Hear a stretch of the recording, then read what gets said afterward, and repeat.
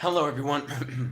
Hello, everyone. It's your host, your friend, your boy, Jet Black, the one and only, here with another exciting live stream. It's currently 3:11 a.m. on March 4th. Nope, March 5th, 2019. Today, I'm going to be talking about March 4th, 2019. Sorry about how late this video is. It's currently like 3 in the morning, as I stated a moment ago. The reason why this video is coming out so late is because when I got back to my dorm, I felt like I needed a nap. When I woke up, it was already past the normal vlog time. I got up, exercised, showered, ate. I didn't finish getting ready until around now, and I also had to write down everything that I did today. Plus, I started working on another tabletop RPG idea, so I spent a little bit of time taking notes on that. So sorry about the huge delay. I'm gonna try to keep these vlogs consistently starting after midnight. I've fallen off that for the past few days. For the weekend, I understand, but for the weekdays, I shouldn't have it fall this hard, like this late. So I'm gonna try to do better on that in the future. So I do apologize for how late this vlog is, because it's super duper late. Right now I'm getting the live chat set up. Feel free to, if you happen to pop into the live chat, which would be surprising considering how late it is. But if you happen to, feel free to tell me about how you're doing today. Mention any discussion topics you'd like me to talk about on the stream, and mention any questions that you have for your boy. I noticed that since the stream status is bad,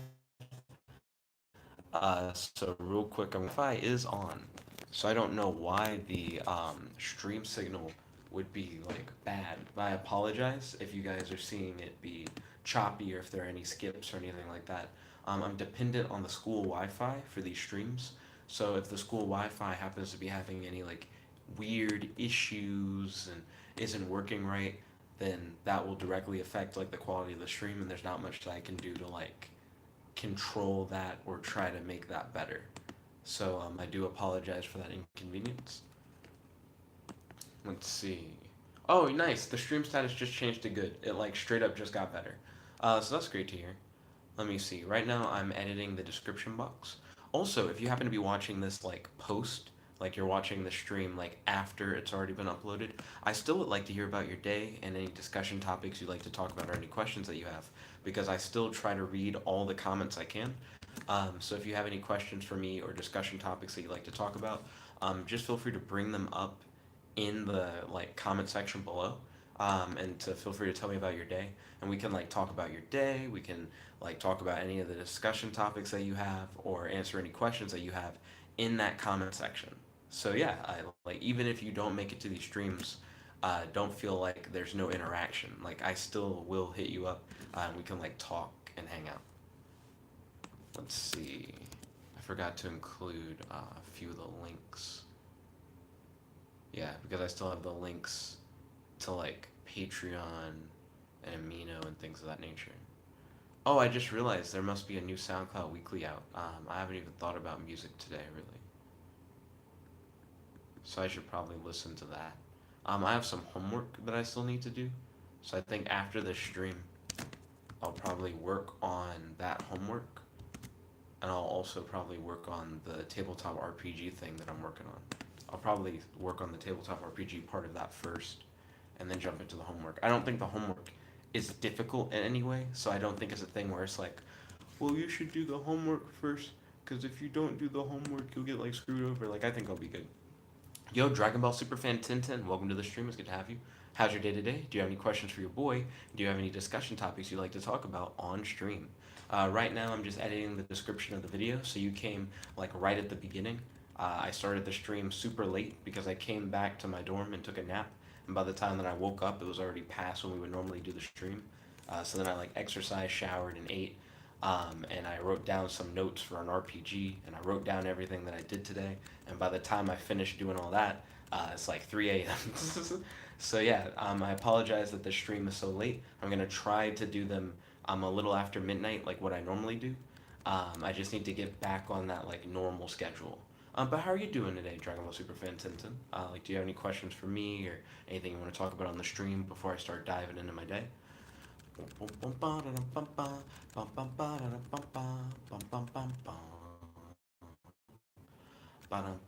let's see, I'm scrolling down. I'm now at the point where I'm going to be like putting tags on the video.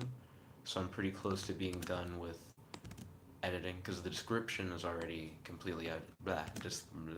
I keep getting tongue tied. I also didn't grab my water bottle. I probably need to do that. I was like, it's 3 a.m. I just need to like hurry up and start the stream. And then I started doing the intro, and I immediately slipped over my words, and I was like, that probably wouldn't happen if I had some water. Let's see. Dragon Ball Superfan 1010 said, my days got even better because you streamed. Oh, thank you kindly. I appreciate it. And then Dragon Ball Superfan said, how's your day? I'd say my day has had some ups and downs. I would say the high point of today was hanging out with friends. I hung out with like a ton of people today. Gerard, Jared, Ray, Joseph, Ryan, Allison, and Eric, and Aiden. Yeah, I hung out with like 8 people today. Not all at once, but like throughout the day. So spending time with friends, I think, was like the best part of my day. I'd say the worst part of my day, it's not like a super bummer because I still think I can do it, but SMAP hit me back up. I've been trying to get a full-time cybersecurity position with SMAP starting this summer, and my dad recently got an access pass to go onto the arsenal. SMAP says they have some part-time positions available where I could work on the arsenal, but I would need reliable transportation to get to and from the arsenal. So dad went out of his way to like get an access pass so that he could like drive me to and from work. And when I brought that up to the head of SMAP and sent him like my resume and everything, he said, sorry, but at this time we'll have to pass. So that's essentially saying like I didn't get the job. Um, I have a driver's license test scheduled not for this Friday, but next Friday. And hopefully, if I take and pass that test and get a car, I can contact SMAP again and go, now I have even more reliable transportation because it's just like my own car. And maybe then after I like have the driver's license in the car, SMAP would be willing to take me on part time and potentially take me on for a full time permanent position for the summer because I really need a full time permanent position with the government in order to fulfill my scholarship obligation. Because if I don't, I have to it becomes a loan. So if I can work with the government, that'd be great. I currently have a conditional job offer that is dependent on like getting through a clearance process, and there are other people competing for the same position. It's just not set stone. So nothing about that offer says that I'm like guaranteed a job, and that just means that I could potentially go through like the whole process and still not get it. So I'm trying my best to try and avoid that possibility by getting something that's non-conditional. Plus, SMAP is local, so it's possible for me to guarantee that I don't guarantee anything, but I don't have to like move. That's another big thing. My conditional job offer involves me moving. I have to like go somewhere else for work. So if I get like permanent job offer here, then I won't have to move necessarily, and I get to fill in my scholarship obligation. So it just works out really well. So fingers crossed. Please, hopefully, I'll be able to get that SMAP position. But at the moment, it seems like they're not interested. Um, so yeah, fingers crossed on that. Let's see. And do you have any questions or discussion topics that you'd like to talk about, Dragon Ball Superfan Tintin? While we're getting into that, I'll jump straight into like talking about my day. I will say that again, I don't remember what I dreamed about. So I used to always start these vlogs by jumping in and talking about like this is the dream I had last night. But for the past few days, I just don't remember my dreams. I'm pretty sure I'm having dreams. I'm just waking up and just going, I don't remember what occurred. But today, Ryan, Ray, Joseph, Jared, and I went to Waffle House for breakfast. I feel like we got our food rather quickly, which was good.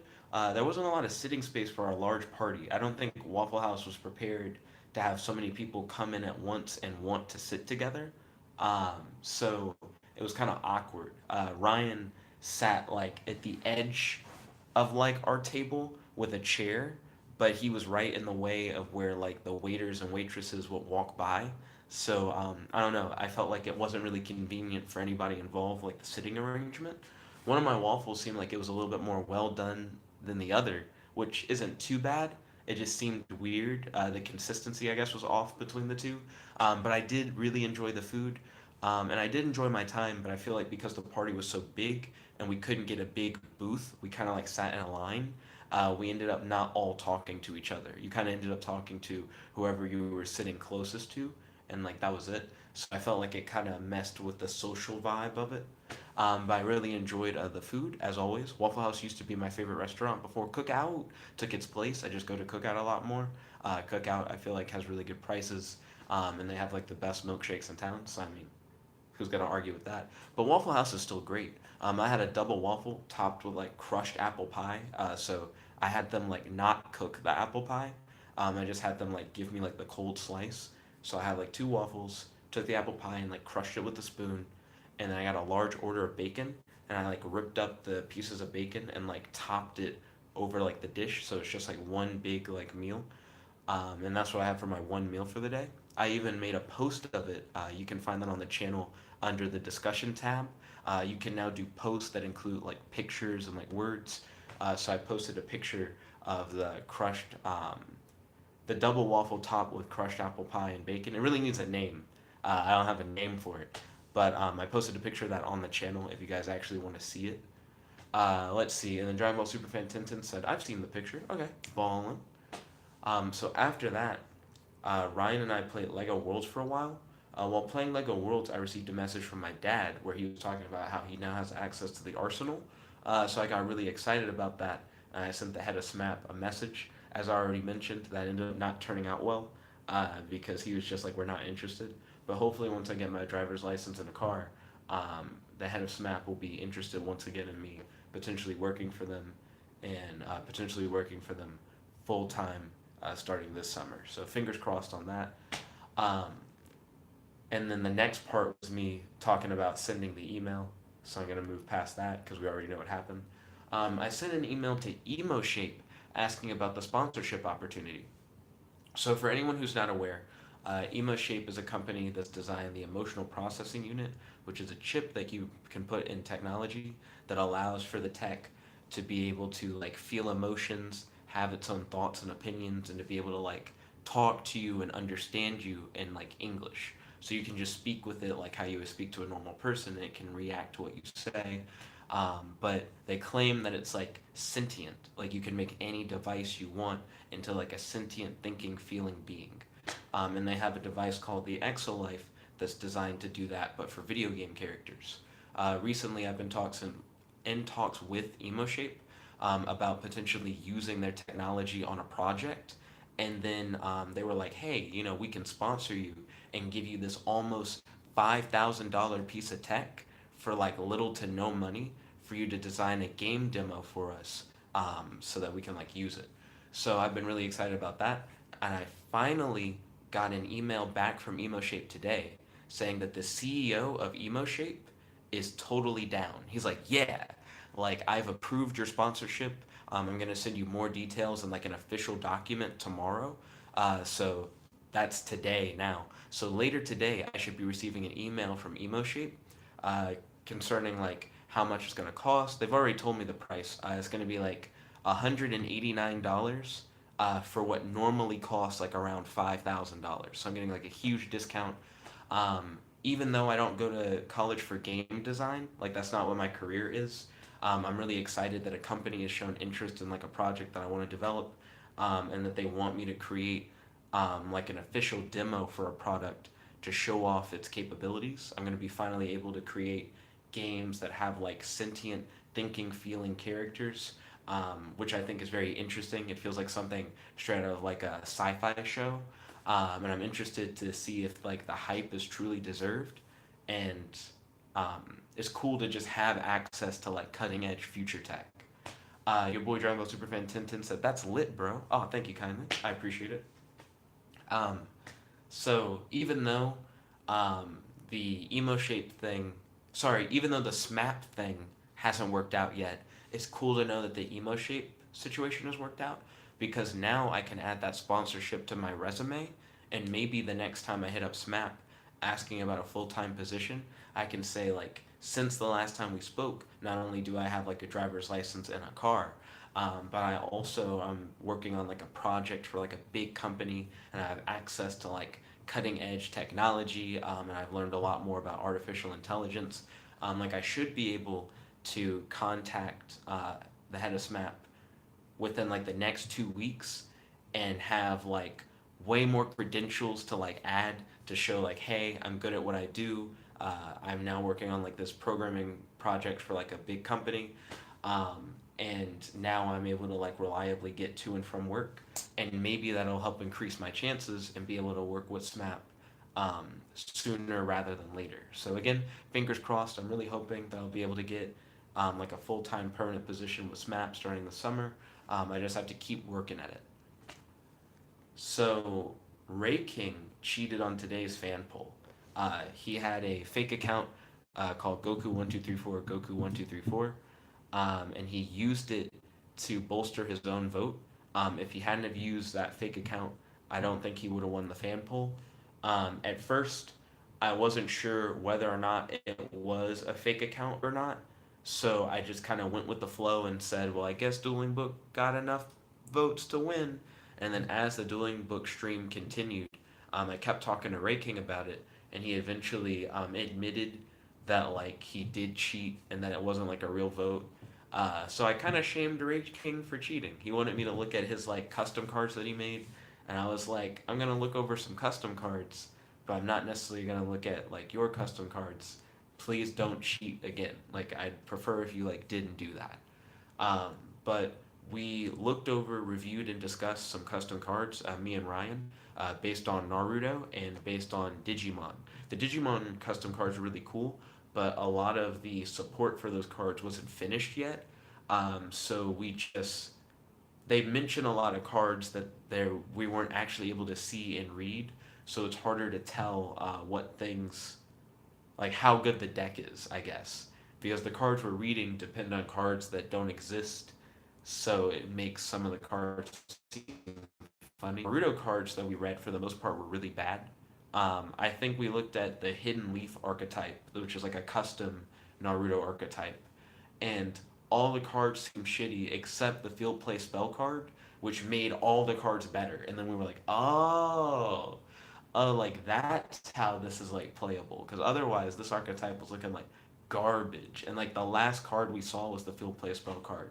So we were going through just like, why is this so bad? And then you get to the field play, and you're like, oh, okay, it's still pretty bad, but this makes it a lot better.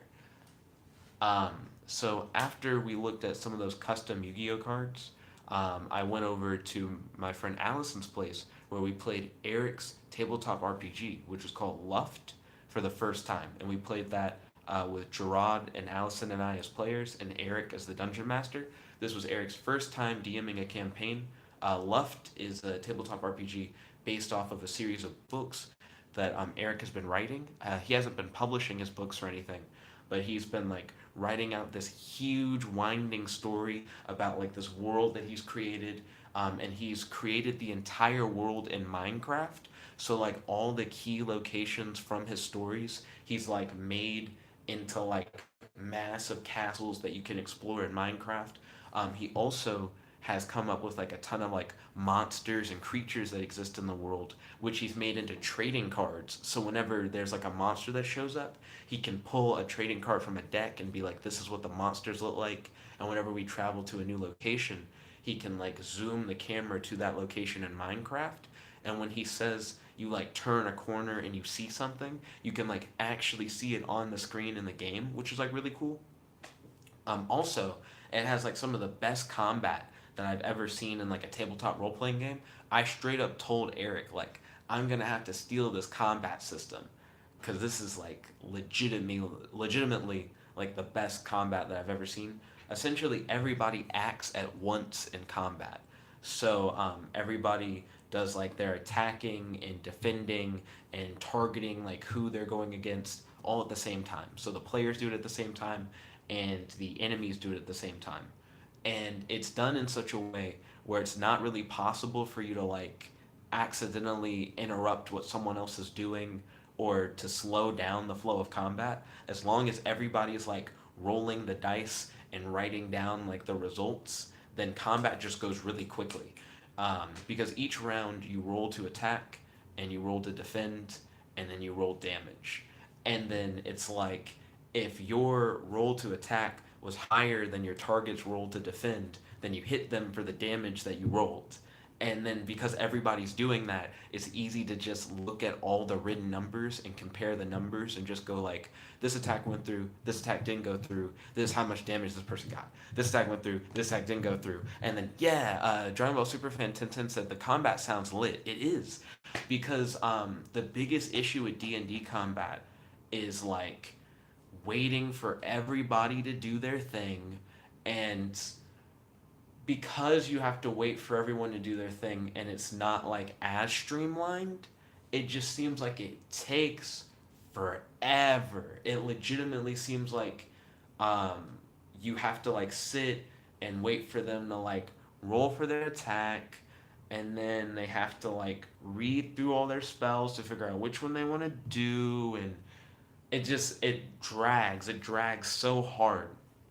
But because you get all the rolling out of the way at the beginning of each round, you don't have to worry about it. That's another thing is that I hate like all the rolling and all the math. Like the rolls to attack and to defend and for damage are all like really simple.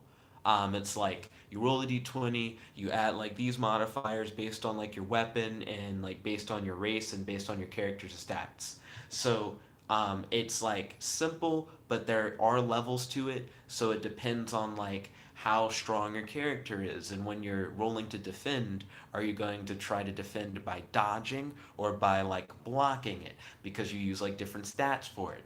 Like, even though it's simple and streamlined and quick, it's not like without its nuances. It's not like baby's first RPG.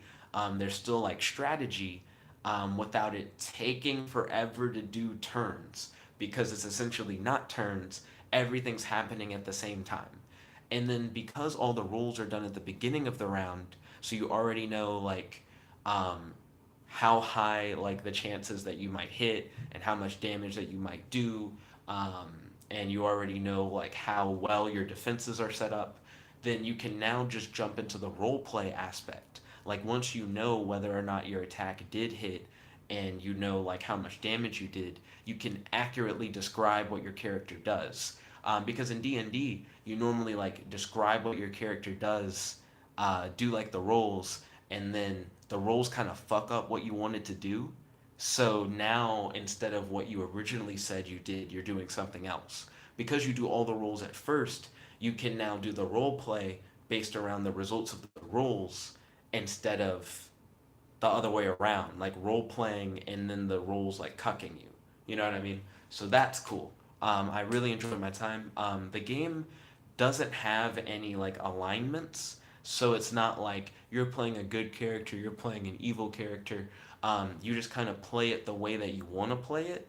And even though it doesn't have alignments, the character that I'm playing is lawful evil. So my character doesn't believe in like breaking the law, but I'm still like a bad guy and I like do bad things. So it's more of like a moral evil. I'll do things that like aren't good, but like if a cop saw you do it, they couldn't do anything about it except maybe like feel upset because it's not illegal. Like that's the kind of character that I'm playing. I really like the game so far, and you can tell that Eric put a lot of time and effort into really like fleshing out a world. You can tell that this is something that he's like poured a lot of like interest in, and that he understands like the nuances of, which makes me and Gerard really excited to play test like Colin's RPG. I last Saturday, but Ray got into like a bunch of trouble, so we had to like try and help Ray out and make sure that he like recovered from like this hard like drinking thing that happened. Long story that's mentioned in not yesterday's vlog, but the vlog from before that. Then the week before that, I couldn't playtest Colin's RPG. Um, I think that's because I had like a date scheduled with like Danica, and then like the date ended up getting like canceled. So it's been like multiple weeks where Colin's like, "Hey, come by on Saturday. We're gonna playtest the RPG," and then like each week I just like missed the opportunity to be able to like do it. Um, and from what I can tell from what Gerard has said, Colin's like, "Man, I can't believe the Jet hasn't been available to do it, but I do want to do it. I'm not like skipping out on Colin's RPG because I'm not interested. I definitely am. I feel like it's a similar thing to Eric's, where it's like someone's put like a lot of effort into building like this big world that you can play in, and I'm like really excited. It's just Saturdays seem like just a bad day. I keep having like other things come up where it makes it where like I can't do it. So Saturday is just like a weird day for me. But I hope that this weekend that we're able to like finagle something. Because I do want to go on a date with Danica this weekend, but I know Danica and I are never on dates for like very long. It's not like it'll be 8 p.m. and we're still like on a date. So I think around like 7 p.m. or so, Danica will probably like already be like on her way or like about to go home.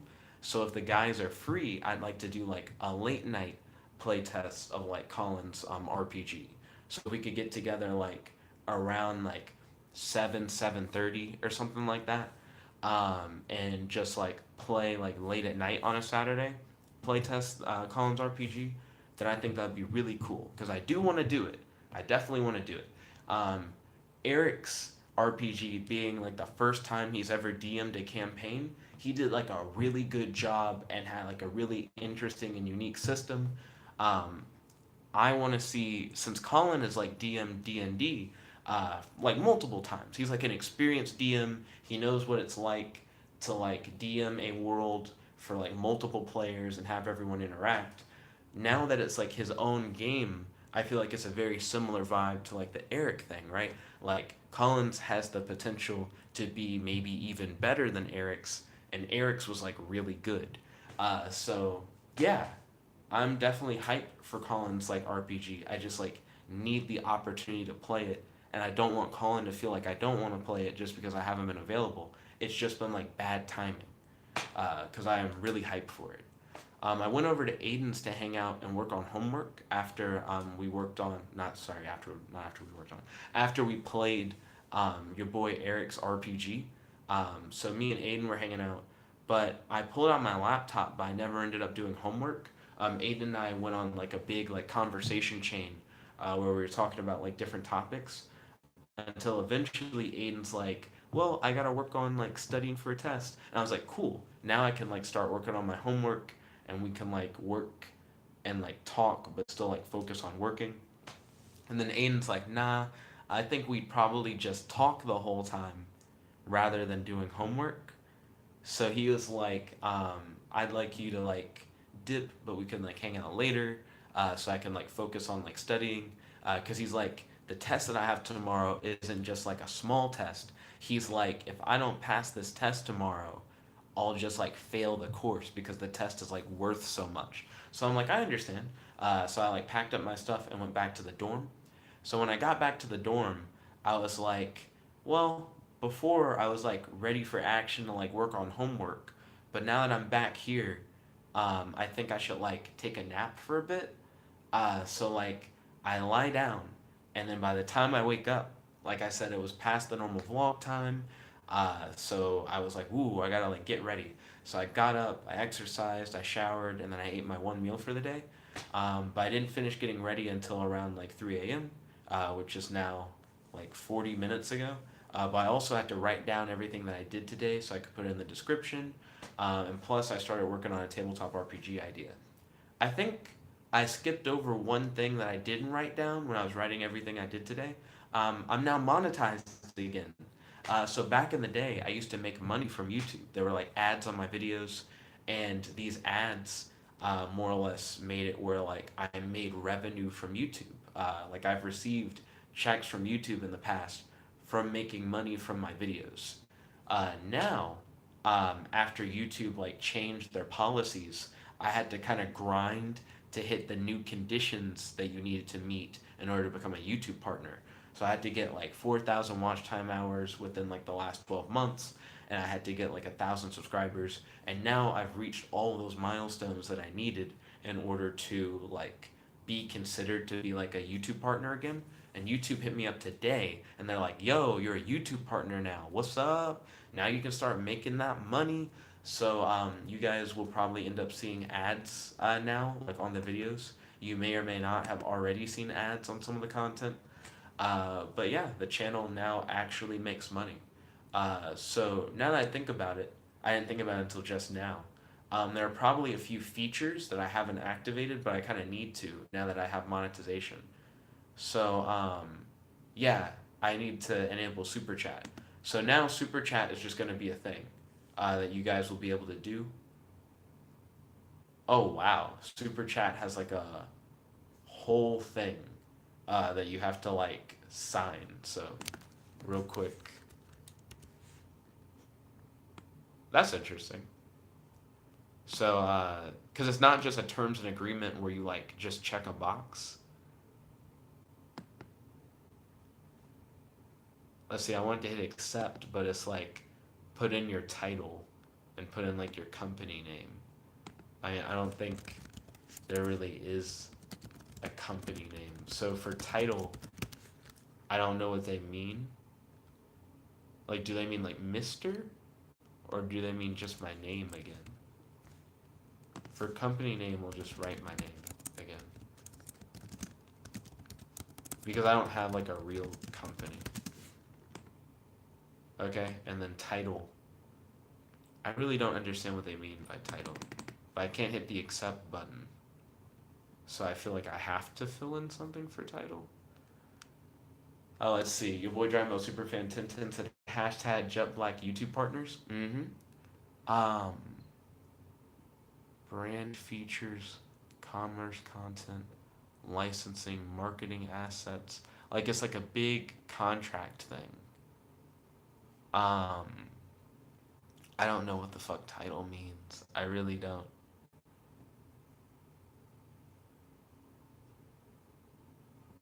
I guess I'll just type in my name again. I feel like that's stupid though. I feel like title meant like Mr. or Mrs. Gosh, I wish they had like an example of what you were supposed to put. I'm gonna put Mr. my whole name for the title. Okay, so let me hit the accept button. And now it's just loading something. I don't know what it's loading. Okay. So yeah. So it says super chat status on and it opened up the new YouTube Creator Studio, which I actually don't use. I think the new Creator Studio is kind of gross. So I'm just going to close that tab. But Super Chat should now be a thing that you guys have access to, where if you want, you can like donate money like through the chat, and your chat appears like in a special box at the top, to where like I can't lose track of like your chat message. And it's like a donation per super chat message. You can still chat for free the way that you like always have, but super chat also allows you to get like special badges and stuff to be able to use in the chat. However, I need to like make that. Um, like I need to create those like badges and things of that nature. I just haven't gotten to it yet because I just now got the ability to do it, and now I don't really know what to do with it. Yeah, I'm actually gonna check on that. So I now have super chat, but how do I use it? Because now I just have it. Okay. See purchase super chats. They're colored chat messages in your chat feed. When a viewer makes a purchase, their icon stays on top of the chat feed for a period of time, depending on their purchase amount. The more a viewer spends, the longer super chats can stay at the top of the chat feed. You can see super chat purchase details by country. Wow, I really need some water. You can see all super chat purchases for the past 30 days at youtube.com/super_chat. Please note actual revenue may vary depending on blah blah blah blah blah blah. YouTube Studio Beta, something something something, blah blah blah blah. Creator Studio. How do I like edit what badges you get and stuff like that? Because I want to make the super chat thing like fun and cool and have you guys have like different badges and stuff you can get. So I wanted to start working on that like right now, like while I was talking to you guys, and I just don't know what you do to do that. Let's see. Yeah, I'm not sure. Dragon Ball Superfan 1010 said you should do a thing while you're streaming where it shows like who's subscribed to your channel. I'd really like that if there was like a tag in the chat to show like who's a subscriber and who isn't. But I don't know how to do that. Like I don't know how to set that up. Let's see. You can add an associated website. Allow my channel to appear in others' channels recommendations. Yeah, that's already a thing. Display the number of people subscribed to my channel. Yeah, of course. Google Analytics property tracking ID. I'm looking at like the advanced settings for what you can do at your YouTube channel to see if there's anything about how to like edit the super chat to make it work a certain way. I have no idea what I would do. I know there's like upload defaults, um, but that has nothing to do with the super chat as far as I can tell. Um, Upload defaults are cool though because you can like set up the description of your video and everything before the video even drops. So that's actually pretty nice. I'm trying to figure out if I actually want to set some upload defaults. Um, because essentially what you do with upload defaults is whenever you upload a video without setting anything, like straight up, it'll just automatically put certain things. I've never really used it, but I could use it to have the description always have like the link to the amino, the link to Patreon, and like stuff like that already like connected. Um, that's all I can really think of that I would set every time, and maybe set it by default to entertainment, because that fits I think most generic things, and then I can edit specifics after it uploads. I'm probably not going to do anything with that right now, but upload defaults are cool. It's like a way to like save time in the long run. Okay, so the power of data. Creator perks. So I'm trying to figure out what I can do now that I'm monetized that I couldn't do before, other than the super chat thing. There's a benefits program. I guess I'm gonna click on that. So creator benefits. Apparently, I'm considered to be within maybe opal status. They have like different like tiers depending on the number of subscribers. So if you have 1 to 1,000 subscribers, you're like in the graphite tier, and if you have 1,000 to like 10,000, you're in the opal tier. I don't know which tier I fall into, but I'm gonna look at opal because I already have 1,000. So I imagine I'm at like the beginning of opal. Let's see, your hard work deserves recognition. Enhance your channel's search and discovery potential using metadata, collaborations, captions, and promotions. So it looks like the YouTube benefits program is straight up like little classes where they're like, here's how you can make like your YouTube a little bit better, like how to like increase your fan base and how to learn more about how things work. I guess I'm surprised that this is what they show at the Opal level. I think this doesn't make sense to be at the Opal level, because they're trying to say like, here's how you get yourself out there and build a reliable fan base and learn how to use analytics. But I feel like if you didn't understand those things in the first place, how'd you get to this level? I feel like that only ever happens when people make like really good videos and upload them, and that video blows up, and then their channel blows up, and then they suddenly have a bunch of fans and they have a community, but they didn't like necessarily work to build that intentionally. They just made like a popular piece of content. But I think most people who get to Opal not off of like a few videos blowing up, but instead of like actively trying to build their community, would already know all these little like crash courses that they're like trying to show you. So I guess my question is, what do they recommend to graphites, like to people who like have 1 to 1,000 who haven't hit Opal yet? Because I think all the Opal classes are things I would have put in graphite personally. I would have been like, so here's how you build up a fan base, and here's how you use metadata, and here's how you read analytics. Because using that information, I feel like that's how you get to Opal in the first place. So what do they tell graphite people? Okay. So they're like, get to know how to use Creator Studio. Yeah, that's true. I feel like that's just really basic. Get the Creator Monthly. That's like a monthly like newsletter thing. Understand copyright. That's not a lot. That's not a lot of stuff at all. What are these little courses? So they have Get Started, learn the fundamentals of video planning, video publishing, and getting your channel seen. Create great content. Ready to grow an audience? Learn how strong creative foundation and workable video ideas can help your channel. And then production skills. So then they're talking about how you can like use like lighting and stuff like that. I feel like that really depends on the type of content that you do. You know, that last one with production. I feel like too many people who I talk to who are interested in starting YouTube channels are hung up on like, well, I don't think I have a really good camera, or I don't think I really have like a good place to like film and like light my set. And it's like depending on like what you're doing, you probably don't need that. And phone cameras are so good, you can probably just get away with filming with your phone. Like it all depends on what you're trying to do, whether or not you need to go to like those heights to like start off. So I think production skills was an interesting thing for them to put in graphite, to be like, hey, like increase your ability to like produce like higher quality stuff, because I feel like production skills should be an opal. That one doesn't seem. I don't think that fits. If I was like trying to recommend to someone who's just starting out their channel how they can like make their channel better, I don't think I'm gonna be like, oh man, what kind of camera do you use?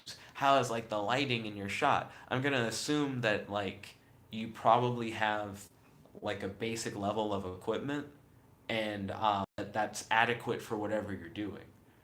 Let's see. Dragon Ball Superfan Tintin said, "I stream Jump Force in 2K." Oh, ballin'. How have like your streams been for like Jump Force and 2K? I know that 2K definitely has like a huge community, and of course Jump Force has like the anime community behind it. So I'm sure both of those bring like a lot of interest. Um, because I imagine you get a lot of people who are like interested in sports and a lot of people who are like interested in anime. So like, how have your videos been? Have people been like really digging it? And which do you think do better? Do you think people are more into the 2K stuff, or do you think people are more into like the Jump Force stuff? My biggest thing that I always push toward people who do live streams is to just like interact with the audience. Like try to like start up like a conversation with the people watching, figure out what do they want to see, what do they want to talk about, and make the videos about your interaction with them. So it's less like your show and more like our show, made up with like you and your audience like working together. Because streams, I think, are based very heavily on interaction. It's about interacting with fans. And I do think that the premiere system that YouTube has introduced is like cool, because the concept is even if you make edited videos that are about like putting a lot of like time and effort into editing something, that you can still make it about live interaction and interact with your fans as they watch your video for the first time. That's really cool. Would I ever use the Premiere system? Probably not. I'd probably just stream it instead of like doing a Premiere. But I get the idea of it, and they're trying to make it where no matter what kind of channel you are, you can always interact directly with fans. So I do think that's really cool. Um, but yeah, Dragon Ball Super Fan Tintin. I'm interested in hearing more about like how your streams have been, and if you have any questions regarding like YouTube, or like how you could possibly like increase like engagement to your streams or help people like better like find them, just feel free to hit me up. I'm like more than happy to help and give any advice and answer any questions that you may have. Also, what are your thoughts on Jump Force's story? You're probably farther ahead in Jump Force than me, because I haven't been playing it a lot. Dragon Ball Superfan 10 cents that both Jump Force and 2K have been doing good for me.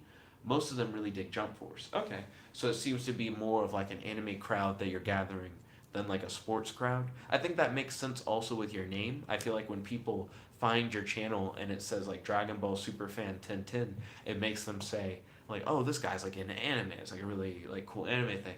I'm curious if your name was like 2K fan 1010, if more like sports people would hit you up. Like your name really does set up what people like might expect to see or not see on your channel. So I feel like based on channel name alone, you would attract more people who are into like the anime Jump Force gameplay stuff than necessarily the 2K live stream gameplay. But it's cool that both have been doing like really good. That's fantastic to hear. I guess my next question would be, um, what tags do you use? to help promote Jump Force and help promote 2K. I feel like tagging is something that a lot of people sleep on, but it's really important. Um, because when you don't put tags on your video, it just makes it harder for people to find it.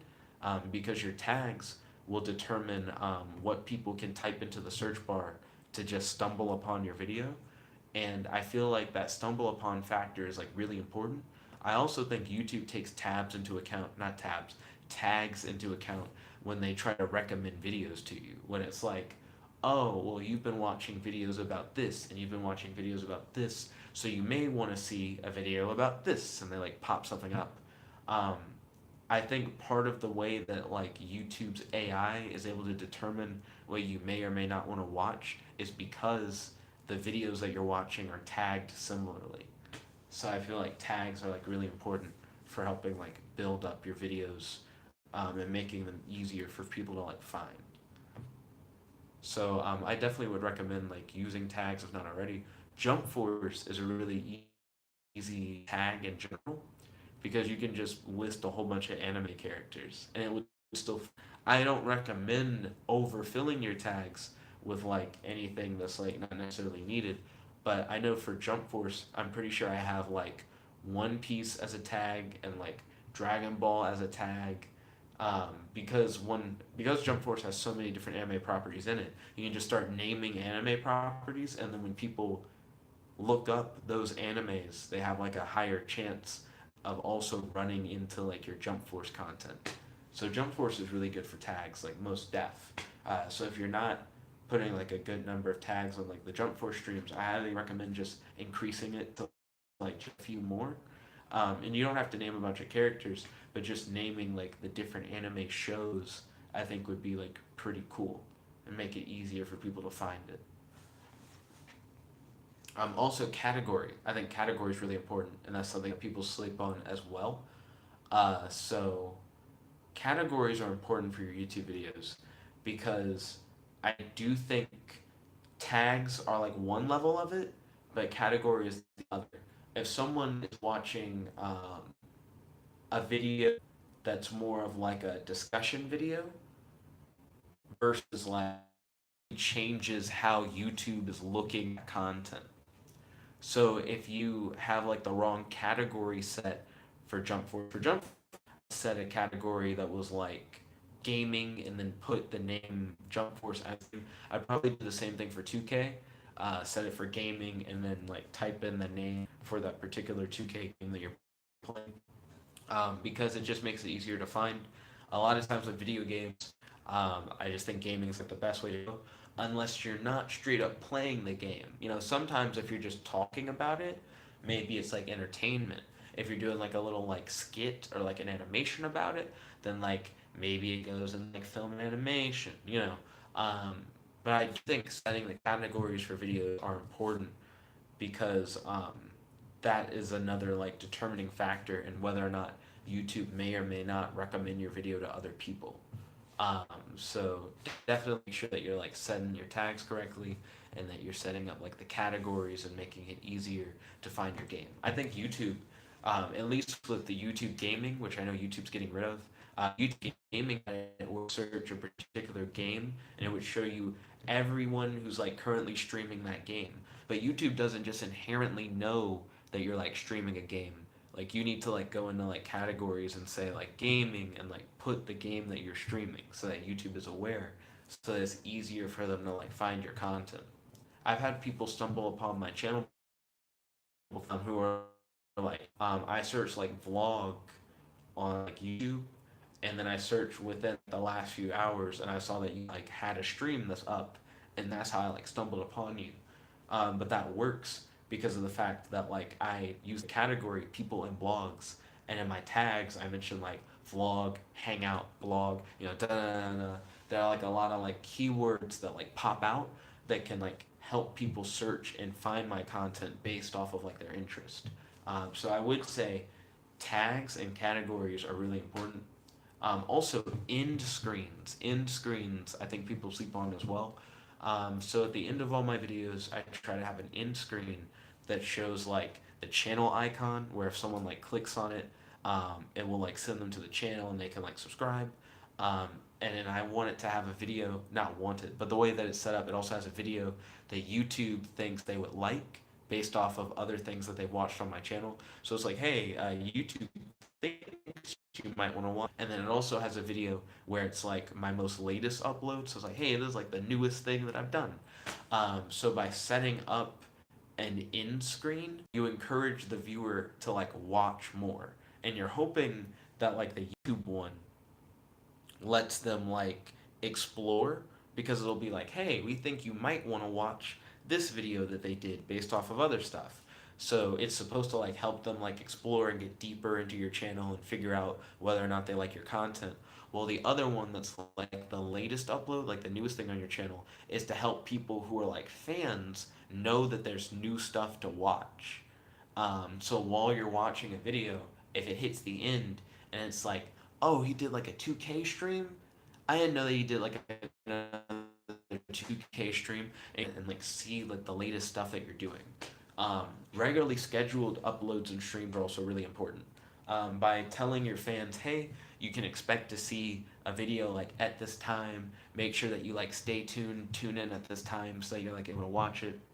By setting that up, you're allowing fans to know when they're able to interact with you, know when they need to be tuning in, and to be able to like prepare themselves to be able to like watch and enjoy your content and plan around it. That way, people aren't necessarily surprised when you upload or miss when you upload because they know every day he does it like at this time and I can make sure that I tune in at that time and I'll be able to like enjoy the content. That's why I feel bad that I keep missing these vlog times because now it's like 4 a.m. Normally we would have done this like a little after midnight because it makes it harder for you guys to plan around, you know, when is he going to stream and to get on that. So yeah, um, that's not all the advice I can give, but I feel like that's like a good bit of advice. But if you have any like specific questions that you'd like to ask me about anything in particular, just feel free to. I'm more than happy to help. Um, Fun fact: so the Captain Marvel movie is coming out soon.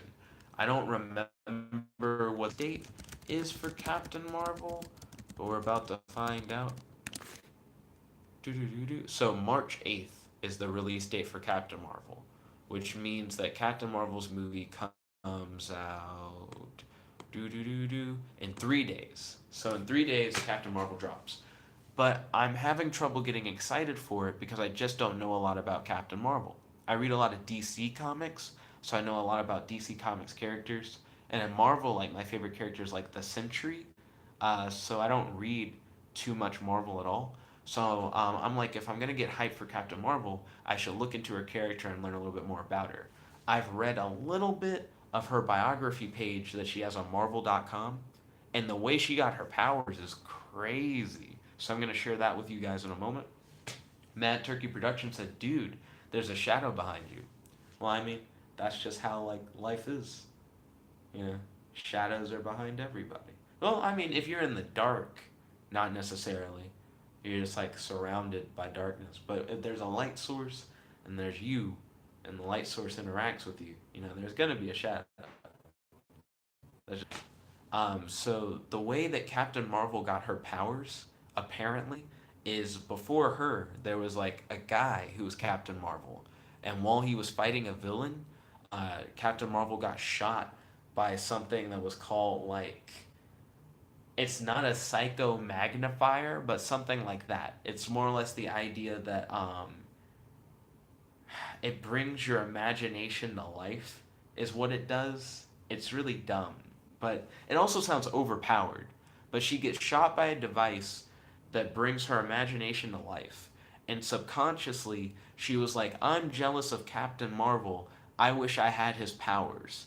So the ray that can bring your imagination to life turns her into like half human, half Kree, which is what Captain Marvel was. So she gains his like Captain Marvel abilities, and that's how she got her superpowers. And I was like, Nani? So if she was thinking about anything else, she either wouldn't have gotten those powers or would have gotten different powers because the source of her powers kind of would have let her do whatever she wanted if she knew what was happening and just like thought of something beforehand. So I thought that was a really bizarre but interesting origin for how you got superpowers. Mad Turkey said, "Oof, meant to startle you, but heh." And then Mad Turkey Production said, "Well, I'm gonna hop to watch other streams." Well, talk to you later. Talk to you later, Mad Turkey Productions. Thank you for tuning in. I appreciate it. Dragon Ball Superfan Tintin said, "What do you think about Jump Force so far?" Also, thanks for the advice. Oh, no problem, Dragon Ball Superfan Tintin. So when it comes to Jump Force, right? Um, I feel like I like the game's combat the most. Like playing the actual game and fighting against an opponent is fun, and I feel like there's a lot more depth to it than I originally had thought. My main complaints with Jump Force so far are that the cutscenes are too short, the loading screens are too long, and you can't stream the cutscenes. So I only ever play Jump Force when I stream, and because of this, whenever I do like story missions, it just shows like a blue screen, and you guys can hear me talk during like cutscenes. So at best, I can like describe what's happening in the cutscene, and you guys get like my live reaction to me talking about it, but you can't actually see or hear what's going on. And then between those cutscenes, there are just really long loading screens. Even if the cutscene is like a few seconds long, you then have to wait through like a really big loading screen that's just not worth it. Um, and then yeah, I'm just not a fan. I'm not a fan of that like at all. Uh, but I think that doesn't take away from like the overall game's enjoyment for like gameplay. I do think the animations in the cutscenes are really rough, especially on Trunks. Trunks looks like a weird marionette puppet whenever he's like in a cutscene. But I think all the characters look really good in combat. Goku's hair, it moves too much in cutscenes. It's too like fluid, where Goku's hair in the anime is very stiff and like doesn't move. His hair is doing way too much in these animations. So I would say my biggest complaints for Jump Force are the cutscenes are too short. You can't stream the cutscenes. The loading screens are too long, and the animation in the cutscenes look. So I have like four cons, and then the pros are like the gameplay is really fun, and has like a lot more depth than like I originally thought it would, and the customization is really good. So I like the fact that your creator character, you not only can give them like different abilities from different anime and from different like characters, but you can also customize like how they look, what clothes they wear. All the characters level up based on how often you play them. You can add additional like skills that come from different anime as well that aren't the same as the abilities. They give you like passive buffs. Um, there's a lot of depth just in having that leveling system and being able to use those additional skills on top of the abilities that you can obtain. I think that's actually pretty dope. Um, and I appreciate that. So I would say there's a lot of good as well as a lot of bad. How do I think Jump Force could be fixed? How do I think it could be better? Um, if there was a patch that would make the loading screens be a little bit shorter, that'd be great. And if there was a patch that made it where you can stream the cutscenes, that would also be great. Because it's not like the cutscenes aren't online. Like it's not like someone hasn't already like taken footage of their game and like put it on the internet. But when you deprive the stream the ability to like stream those cutscenes, I feel like um, it makes the streams a lot less. Those parts the viewer just has to like sit through, where it could be a group reaction where we can all react to those moments together. So I feel like they really dropped the ball on that. Dragon Ball Superfan Tintin said, "I wish your creative character could have a transformation." Now I was surprised that they didn't let you do transformations. I was also surprised that you can't do certain moves for certain characters. Like even if your character doesn't have a sword, you can make an energy sword. But if your character doesn't have a stand, like from JoJo's Bizarre Adventure, then you can't do like stand attacks. Why can't I have like a little energy ghost thing that's just generic in the same way that you have the generic energy sword as a stand-in for like a stand attack? Like that would be cool. Um, for Yu-Gi-Oh, I don't understand why you can't play the cards because Yu-Gi-Oh doesn't have like a special power that makes it where he plays cards. He's just playing cards. Why can't you use Yu-Gi-Oh moves? Because you could just own copies of those cards as well. I just think that'd be simple. Let's see. Dragon Ball Superfan said Iowa thinks that too. Um, Iowa. Who's Iowa? But I do think it'd be interesting. Oh wait, I think Dragon Ball Superfan meant to say I was thinking that too. Unless Iowa actually is a person, I'm not sure. But I think if they added, yeah, okay, yeah, Dragon Ball Superfan meant I was. I think if they made it where there were more costume items, I'd really enjoy that. If there are more abilities for characters who didn't make it in the game, like I don't think they need to fill the roster with a bunch of extra characters. But if we could just get those characters' abilities available, like in the store to put on your like custom character, I'd be totally fine with that.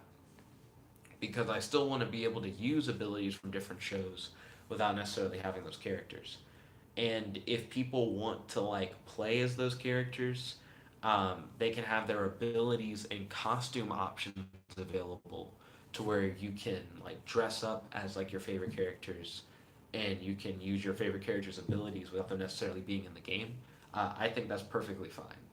So I want more creative character options and I want shorter loading screens and improved animation on the cutscenes and the ability to stream the cutscenes. If they gave us all that, then I feel like Jump Force would be a lot better game in my opinion. But do I still like it? Yeah, I definitely still like Jump Force.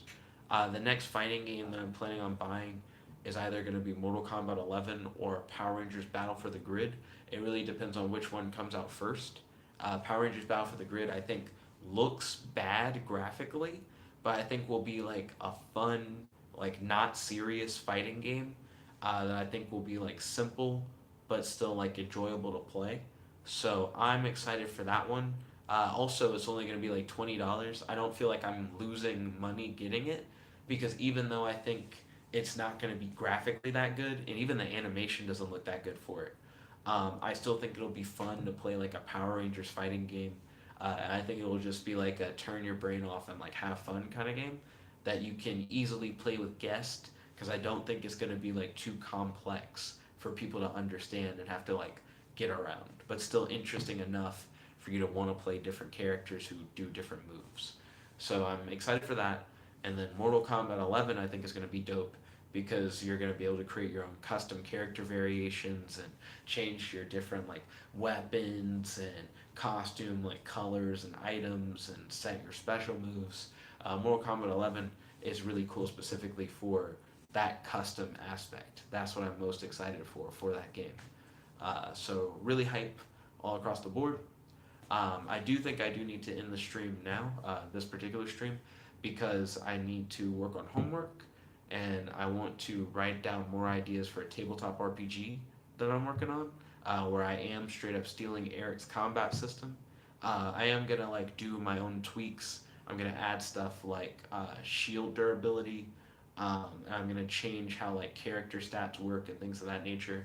But the combat is the only thing where I'm really looking at it and I'm like the way combat is done is going to be very similar, but I am putting like my own spices on it. But it's heavily inspired by the combat system of Eric's RPG though. So definitely credit where credit is due.